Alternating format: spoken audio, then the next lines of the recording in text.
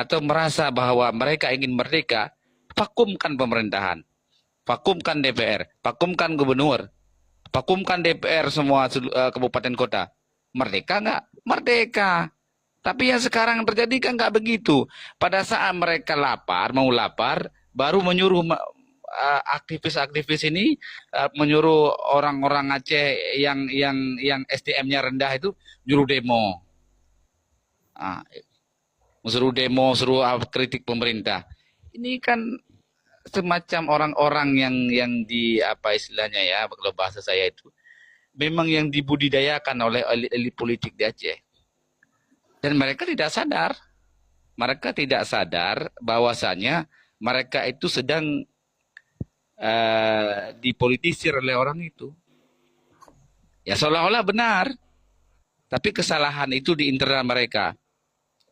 Coba Bang Dokarim lihat korupsi yang terjadi di Aceh, di lembaga sumber daya manusia itu yang beasiswa itu berapa miliar, berapa ratus miliar. Belum lagi di BRA, belum lagi di Wali Nangro. Bukan korupsi ya, istilahnya apa namanya anggaran yang kita habiskan, anggaran rakyat Aceh itu yang dihabiskan oleh Wali Nangro. Apa manfaatnya coba? Nggak ada. Nggak ada manfaatnya BRA itu, nggak ada manfaatnya Wali Nangro itu yang mereka umbar-umbarkan itu sebagai lambang kemerdekaan atau apa. Dan itu mereka tidak paham berapa pokir anggota dewan, ketua DPRA. Mereka itu nggak mengkritik itu, nggak melihat itu. Yang melihat itu cuman melihat itu kesalahan dari pusat, kesalahan dari Indonesia. Sedikit-sedikit MOU, sedikit-sedikit kami yang beli Monas, emas di Monas. Sedikit-sedikit kami yang beli pesawat terbang. Sedikit-sedikit kami yang memerdekakan Aceh karena Radio Rimba Raya. Kan itu sejarah yang selalu diumbar-umbarkan. Emangnya daerah-daerah lain itu tidak ada kontribusi untuk kemerdekaan Indonesia? Nggak seberapa perjuangan orang Aceh itu untuk Indonesia. Orang-orang Jawa itu banyak yang berkorban untuk Indonesia. Banyak. Kita ini baru beli Monas, baru beli emas di Monas itu pun hasil sumbangan daerah itu. Kita bangga-banggain sampai sekarang. Kita pun hanya sedikit memberikan kontribusi, itu aja yang kita umbar-umbarkan sampai sekarang. Kan itu yang menjadi masalahnya. Terima kasih host, saya rasa host itu harus adil juga nanti kepada kawan-kawan yang kontra ya dalam hal ini. Makasih Bang Dokarim. Assalamualaikum. Baik. Saya turun ya. Assalamualaikum. Jangan turun dulu Bang Deddy, belum saya turun. Oke. Kalau Abang turun, ini saya sampaikan pada teman-teman ya. Kalau sudah bernarasi, kalau turun itu namanya tidak bertanggung jawab. Nanti kalau turun dikabarkan, saya mau bersikap adil. Nanti bisa kasih menyekap pelan Jawa Tengahnya. Saya tidak mau intervensi Bagam. Lanjutkan Bagam. Bagam. Okay. Saya menjaga komisi di sini. Saya tidak mau intervensi siapapun. Lanjutkan. Oke, ingat. Ya, intervensi tapi kan harus diberi juga saran-saran. Saya bersikap adil. Saya sudah sangat bersikap adil, Bang. Silakan lanjutkan. Oke. Jadi di dalam retorika perjalanan termasuk dinamika kehidupan dan problematika kehidupan yang ada di Indonesia hari ini bisa kita buktikan bahwa mereka tidak memiliki tujuan bernegara. Dan bagaimana mereka mesejahterakan rakyat seluruh Nusantara yang disebut dengan dari Sabang sampai Merauke. Untuk Jawa aja tidak bisa disejahterakan. Jawa tertindas menjadi transmigrasi, menjadi TKI, menjadi TKW. Bagaimana mereka mesejahterakan bangsa-bangsa di luar Pulau Jawa yang tidak kenal mengenal dengan mereka. Karena mayoritas pemerintahan itu dari orang-orang Jawa yang ada di parlemen, yang ada di kabinet. Hampir 8 presiden itu cuma Habibie aja itu di luar Pulau Jawa, yang lain semua Jawa. Akhirnya, secara mayoritas, Jawa telah merusak Indonesia. Jawa telah merusak peradaban manusia. Ini mesti dievaluasi dan introspeksi diri kalian masing-masing. Betapa sedihnya kalian berbaju bersih tetapi otak kotor. Tapi kalian sebut-sebut dengan nama Allah tetapi ternyata kalian yang menghina Allah. Nah, itulah model-model role modelnya Konoha. Kalian sadar itu? Kalian menjadi perampok selama 81 tahun, menjadi penjara di luar Pulau Jawa. Akhirnya, Mubadalah Energi bekerja sama dengan ESDM, Kementerian. Dia rampok gas dan minyak Aceh itu, dibuat pipa hari ini.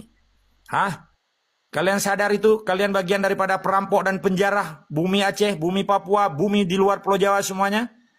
Kalian bersenang-senang di atas penderitaan orang lain. Itu yang disebut Indonesia beradab. Ganti itu Pancasila menjadi Pancasilop. Ganti Pancasila itu menjadi Pancagila. Karena semua penjabat negara Indonesia gila-gila harta. Gila perempuan. Tidak ada kuping kalian. Kalau nggak ada kuping, dengar hati kalian. Jangan sok ngatur-ngatur MUU. Apa MUU itu? MUU itu hantu belau itu. Yang tidak pernah dapat wujudnya itu. Jangan kamu ajarin bagaimana kami bernegara. Kami ajarin Indonesia itu bagaimana bernegara. Ngerti nggak? Bapeda itu Bapenas itu berasal dari Bapeda Aceh itu. Tidak ada wilayah yang bisa mengajarkan kalian itu. Bukan sombong ya. Ketika kalian melupakan sejarah sebuah bangsa, itu bangsa kecil, bangsa kerdil. Ini salah satunya Mr. Adnan ini. Sok seakan-akan dia tahu dan intelektual, padahal di bawah SDM rendah itu. Sorry ya, bukan nyerang pribadi. Jadi poinnya, Indonesia telah menciptakan huru-hara selama 81 tahun. Indonesia telah menciptakan adu domba di antara anak bangsa yang ada di Indonesia. Termasuk di Aceh, dia adu domba antara milisi, cuak, dan para pengikut bin-bin yang tidak ada kerja itu. Mereka dirasuki dengan berbagai fitnah-fitnah yang terjadi di Aceh. Akhirnya apa yang terjadi? Diputarbalikkan fakta sejarah. Seakan-akan orang Aceh mendirikan negara dalam negara. Padahal Indonesia telah mendirikan negara di dalam negara Aceh. Kesadar itu? Ini diciptakan oleh Yahudi Amerika, Yahudi Eropa, dan komunis. Indonesia bukan siapa-siapa. Oke, itu sudah ada tanda ya. Kesimpulannya, Indonesia harus sadar, dan bangsa-bangsa yang ada di Nusantara lakukan itu.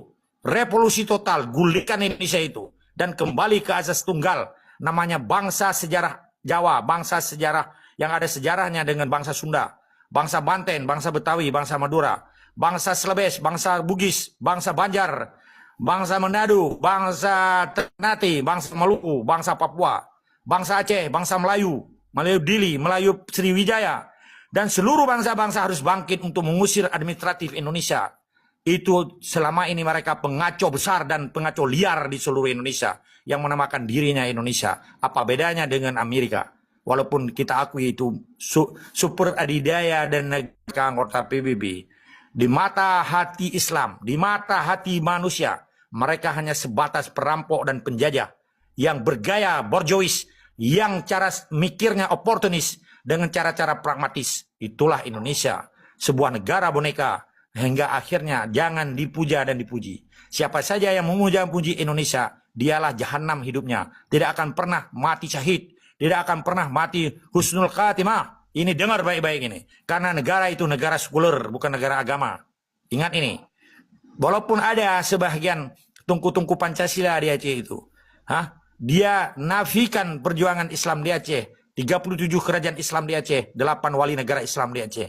Tetapi ada juga anak bangsa di Aceh itu menjadi provokator yang atas nama dirinya tungku Pancasila dan gam Pancasila. Ini kalian ingat ini. Tidak pernah pendidikan ini saya berikan di mata kuliah yang lain. Khusus di tempat umum ini biar didengar oleh kelompok bandit-bandit Jakarta.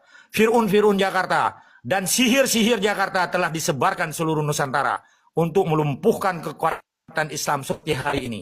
Di Aceh itu banyak koramil, babinsa. Secara teritorial mereka membujuk orang-orang di Dayak berkunjung silaturahmi dengan gaya-gaya Islami, padahal mereka itu bandit-bandit Jakarta, suruhan-suruhan Fir'un di Jakarta. Tetapi itu kaset lama yang diputar kembali. Itu cara-cara Soekarno, itu cara-cara Soeharto biadab itu. Tapi kami bangsa Aceh tidak gentar itu menghadapi kelompok-kelompok misionaris Pancasila itu. Ingat itu. Bangsa Aceh bangkit. Seluruh bangsa yang ada di Nusantara bangkit untuk melawan kezaliman itu. Mereka semuanya memberi malapetaka yang luar biasa. Contohnya, di Kalimantan itu ada 3 negara. Brutrusalam. Cara Islam yang kafah dijalankan. Makmur, sejahtera, dan aman untuk menuju negara Betul Taibatullah Ghafur. Malaysia Timur, Sarawak, Kuching, Kinabalu, dan Sarawak.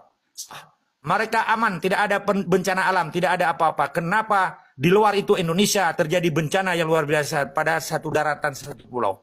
Ini menandakan Tuhan tidak akan mencintai kepada orang munafik dengan pimpinan munafik dengan cara negara sekuler. Ingat kalian itu contoh. Kenapa Aceh dijadikan tsunami? Karena kemarahan Allah Subhanahu wa taala terhadap TNI yang melakukan malam Minggu pada saat itu pada tanggal 26 Desember 2004. Mereka melakukan pesta pora sek di pinggir-pinggir pantai itu. Mabuk-mabukan. Itu tindakan kebiadaban Indonesia supaya Allah menegur mereka itu. Supaya jangan sesuka hati mereka di Aceh itu. Ingat itu. Bala yang terjadi di Aceh itu bala yang ditimpakan kepada yang namanya neokolonialisme Indonesia. Bukan kepada bangsa Aceh. Kami sadar itu. Ya. Kalian dengar baik-baik ini. Tidak ada orang yang menasihati kalian lagi. Karena semua sudah jadi benalu-benalu dan parasit-parasit di dalam kehidupan manusia yang disebut dengan sekulerisme Pancasila dan misionaris Pancasila. Yang bertegangan.